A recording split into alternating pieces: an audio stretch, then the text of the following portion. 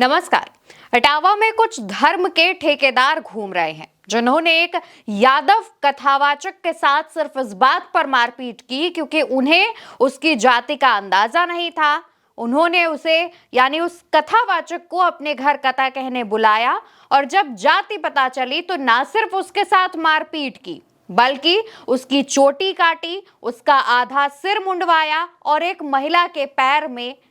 नाक रगड़वाई। दोस्तों, जो पूरा मामला है वो इटावा के दादरपुर गांव से सामने आ रहा है, जहां पर एक कथावाचक जिनका नाम मुकुटमणि सिंह यादव है, वो एक दादरपुर गांव में एक कथा कहने पहुंचते हैं। लगभग 7 दिन की कथा का आयोजन किया गया था।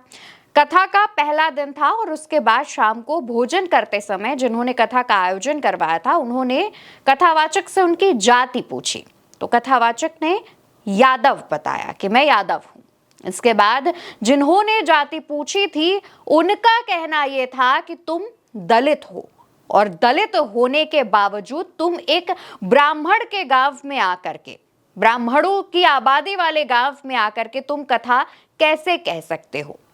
और उनको इस बात से सबसे ज्यादा दिक्कत थी कि जो कथावाचक वहां पहुंचे थे तो तमाम लोग उन कथावाचक का आशीर्वाद लेने के लिए उन कथावाचक के पैर भी छुए थे और इस बात से उन्हें बड़ी तकलीफ हुई थी, जिस पर उनका कहना यह था कि कथावाचक दलित है और उसके बाद भी हमारे गांव के लोग जो ब्राह्मण हैं उन्होंने पैर छुए तो ये उनका अपमान हुआ। इसके बाद करीब 50 लोग इकट्ठा होते हैं। उस कथावाचक के साथ मारपीट की जाती है, जूते चप्पल लात घूंसे से उसे मारा जाता है। इसके बाद उसकी चोटी काटी जाती है और उसका आधा सिर मुंडवाया जाता है। उस कथावाचक के साथ एक और उनका साथी मौजूद था, उनकी भी चोटी काटकर उनका आधा सिर मुंडवाया जाता है और उसके बाद उनसे बार बार यही कहा जा रहा है कि अगली बार किसी ब्राह्मण के गांव में कथा कहने मत जाना। इवन उनका तो कहना यह भी है कि तुम यादव होकर के कथावाचक बन ही नहीं सकते, तुम्हें कथा कहने का हक ही नहीं है, अधिकार ही नहीं है, क्योंकि वो जो लोग हैं जिन्होंने ये हरकत की है वो खुद को धर्म का बहुत बड़ा ठेकेदार समझते हैं।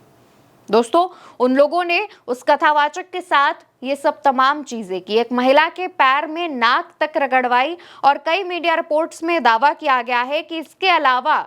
छोटे से लेकर के बड़ों तक के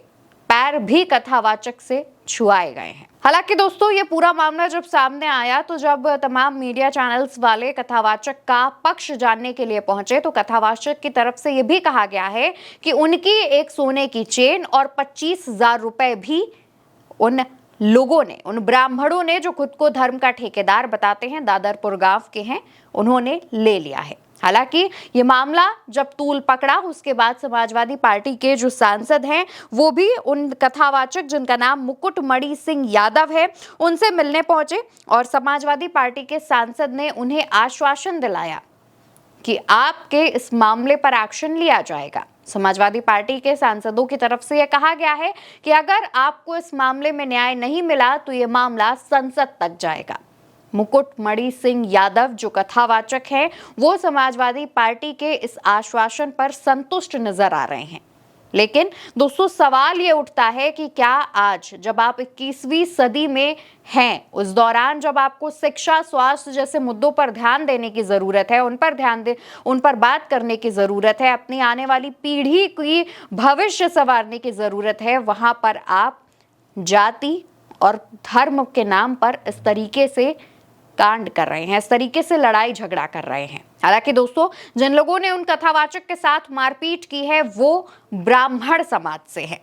और खुद को उस धर्म का ठेकेदार बता रहे हैं और उसके अलावा लोगों से मारपीट कर रहे हैं। इसमें एक पॉइंट और ऐड करना चाहूंगी अपनी तरफ से, वो ये है कि आप भी जानते होंगे कि भगवान श्री कृष्ण को यदुवंशी कहा जाता है, उन्हें यादव समाज से जोड़कर देखा जाता है, लेकिन उसके बावजूद कुछ धर्म के ठेकेदारों ने धर्म को धंधा बनाकर रख दिया है और वो सिर्फ धर्म, जाति के नाम पर लड़ना भिड़ना जानते हैं और इस तरीके की जो घटनाएं हैं वो सामने आती हैं। फिलहाल अब एसएसपी को जब ज्ञापन दिया गया है तो उन्होंने एक्शन लेने की जो मांग है वो सुनते हुए कहा है कि हम इस मामले को देखते हुए इस पर कार्रवाई करेंगे, एक्शन लेंगे, लेकिन ये एक्शन कब तक होता है ये देखने वाली बात होगी। फिलहाल इस पर आप जो भी राय रखते हो, आपका इस पूरे मामले पर जो भी कहना हो वो कमेंट सेक्शन में बताइएगा और ऐसी तमाम खबरों के लिए भारत एक सोच को सब्सक्राइब करिएगा।